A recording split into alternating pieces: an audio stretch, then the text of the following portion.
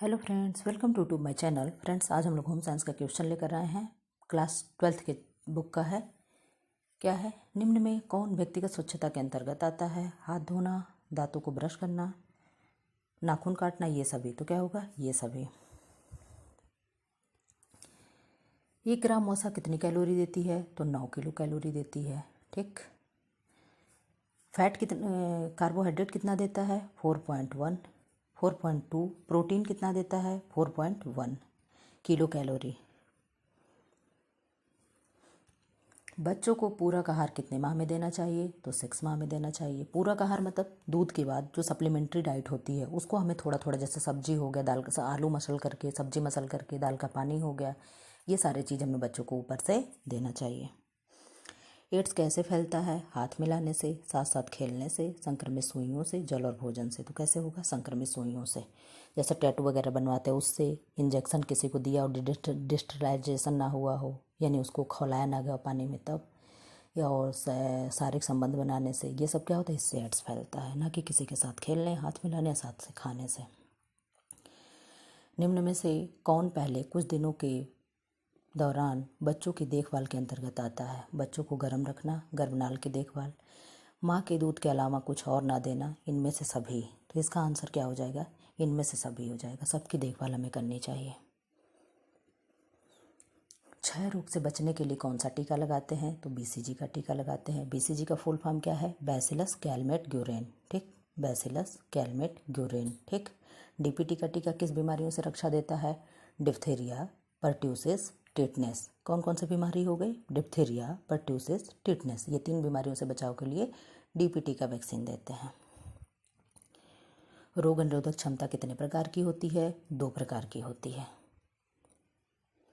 निम्न में से कौन सा तत्व विकास को प्रभावित नहीं करता? रोग एवं चोट, पोषण, वातावरण, धन। तो क्या नहीं करता है? धन नहीं करता है। बाकी ये सारी चीज़ें क्या करती हैं? विकास को प्रभावित करती हैं। अच्छा न्यूट्रिशन नहीं मिलेगा तो भी बच्चा प्रभावित होगा, चोट लगी रहेगी, हमेशा बीमार पड़ा रहेगा तो भी बच्चे का ग्रोथ नहीं होगा, और अगर वातावरण ही ऐसा नहीं है तो भी बच्चे का विकास नहीं होगा। धन कहीं भी फैक्टर नहीं होता। निम्न में से कौन सी बीमारी दूषित भोज्य पदार्थों को खाने से होता है? हैजा, अतिसार, पेचिस, ये सभी क्या है? दूषित भोज्य पदार्थों को खाने से होता है, यानी गंदे चीज़ जब हम खाएंगे तब होगा।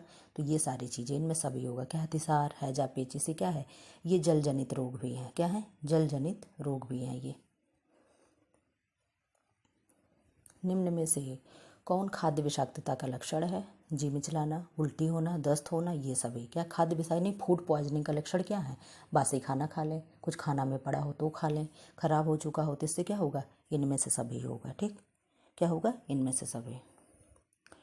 शुद्ध जल होता है, कैसा होगा? रंगहीन, गंधहीन, स्वादहीन। ठीक, कलरलेस, स्मेललेस, टेस्टलेस, ये सब क्या है? ये शुद्ध जल के लक्षण होते हैं। अंतःस्रावी प्रणाली से संबंधित आजकल कौन सा आम रोग है? मधुमेह यानी शुगर। ठीक, शुगर यानी डायबिटीज़। सब आंसर खुला हुआ है, मैंने पहले ध्यान नहीं दिया। अब क्या है? निम्न में से कौन ध्वनि प्रदूषण का सामान्य स्रोत है? लाउड स्पीकर, पटाखा, सड़क यातायात, मकान निर्माण कार्य, ये सब क्या है? ये आम कॉज में पूछ रहा है। आम कॉज में क्या है? सड़क यातायात। रोड पे गाड़ियाँ चलती, बहुत पोल्यूशन होता है, नॉइज पोल्यूशन होता है, ध्वनि प्रदूषण यानी साउंड प्रदूषण होता है। ये सब क्या है? ये सब प्रदूषण के प्रकार हैं। घरेलू वायु प्रदूषण का क्या कारण है? खाना पकाने के लिए प्रयुक्त ईंधन, मच्छर मारक, तंबाकू, धूम्रपान, इनमें से सभी। घरेलू पूछ रहा है तो घरेलू क्या होगा? ये सारी चीज़ें होंगी।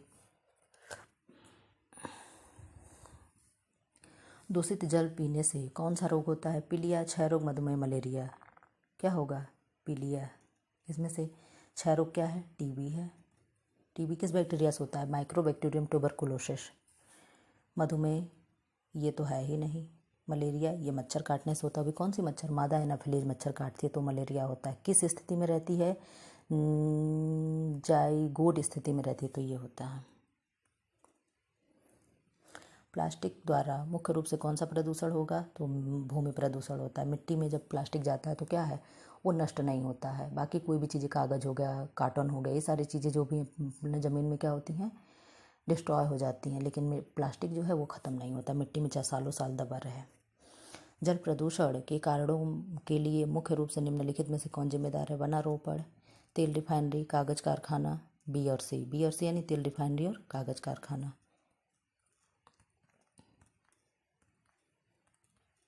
आंसर को मैं वही बंदी कर दूं। कहाँ था? यहाँ था। ठीक, अब क्या है? कुकर खांसी से बचाव के लिए कौन सा टीका दिया जाता है? तो डीपीटी। डीपीटी में क्या था? डिप्थेरिया, परट्यूसिस और टिटनेस। तो परट्यूसिस जो है यही क्या है? कुकर खांसी या काली खांसी है। ठीक, और क्या था यहाँ? टिटनेस। बीसीजी में क्या आ जाएगा? टीबी वाला आ जाएगा। ठीक, बीसीजी का टीका तपेदिक यानी क्षय रोग टीबी के लिए लगाया जाता है। डीपीटी में ये आ जाएगा। पोलियो के लिए 2 बूंद मुंह से पिलाई जाती है। क्षय रोग फैलाने का माध्यम है। क्षय रोग यानी टीबी किससे फैलता है? दूषित वायु से। इसी से फैलेगा। किससे? दूषित वायु से। किसके द्वारा शरीर की सूक्ष्मतम इकाई कोशिका की रचना होती है? कोशिका की रचना ऊर्जा, प्रोटीन, खनिज, लवण, आयोडीन। तो किससे होगी कोशिका की रचना? कोशिका की रचना प्रोटीन से होगी। किससे होगी? प्रोटीन से। एनर्जी हमें किससे मिलती है? CHO से, कार्बोहाइड्रेट से। कितनी? 4.2 कैलोरी। आयोडीन से क्या? आयोडीन की कमी से क्या होता है? ग्वाइटर यानी घेंगा रोग होता है। खनिज लवण से हमें कितना ऊर्जा मिलता है? कोई ऊर्जा नहीं मिलता है। हमारे किसमें?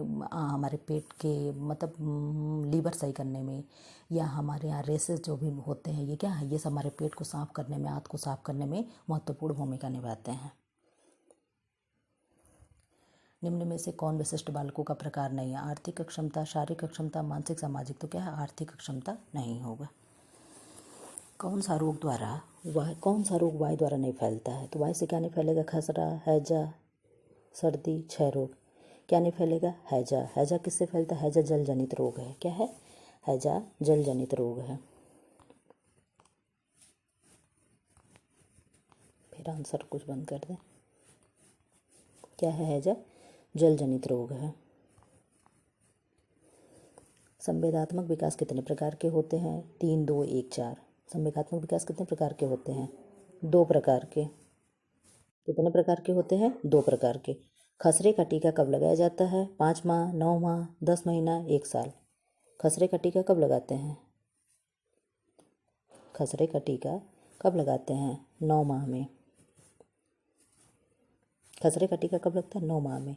खसरा क्या है? Measles, mumps, rubella. ये रूबेला है। MMR का जो टीका लगता है, इसमें कौन सा टीका लगता है?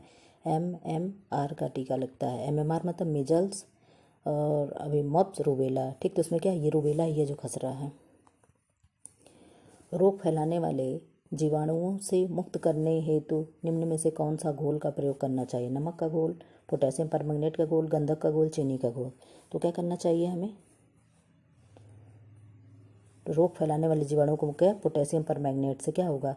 कुआं का जल साफ करते हैं, ये तो होगा नहीं। गंधक का घोल, चीनी का घोल, नमक का घोल। रोग फैलाने वाले जीवाणुओं को मुक्त करने के लिए हमें क्या करना चाहिए? इसमें देख लें आंसर क्या दिया है। इसमें चीनी का घोल दिया है। चलिए, क्या है? चीनी का घोल। डीपीटी का पहला टीका कब लगाते हैं? 2 माह पे, 3 माह पे, 4 माह पे, 1 माह पे। डीपीटी का टीका कब लगाते हैं? 1 माह पर। MMR देखिए आ गया। MMR का टीका किन रोगों से बचाव के लिए दिया जाता है?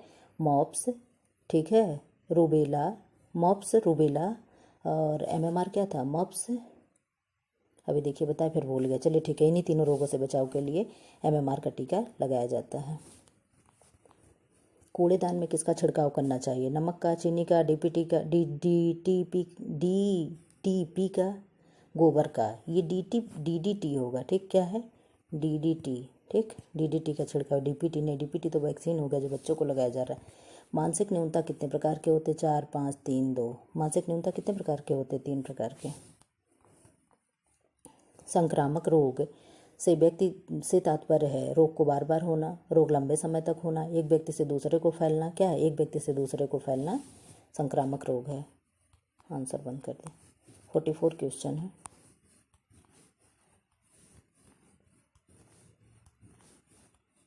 ठीक, अब क्या है?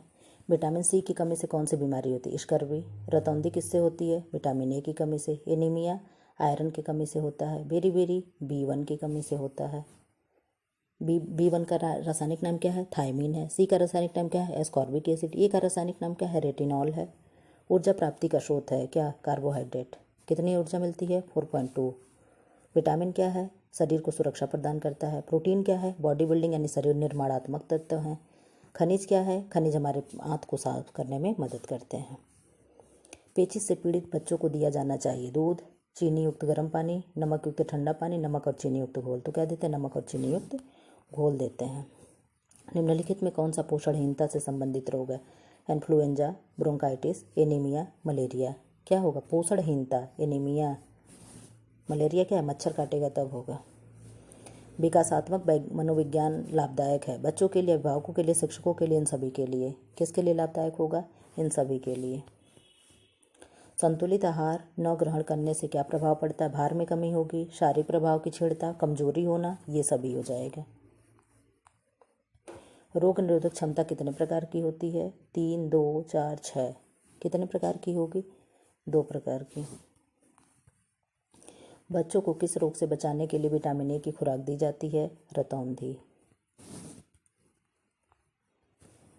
बच्चों को पोलियो और डीपीटी का बूस्टर डोज किस आयु में लगाया जाता है? पोलियो और डीपीटी का बूस्टर डोज किस माह में लगाया जाता है? 0 से 3 माह में। भोजन में किसकी कमी से माँ और शिशु दोनों को गलगंड और घेघा नामक रोग की संभावना रहती है? तो किसकी?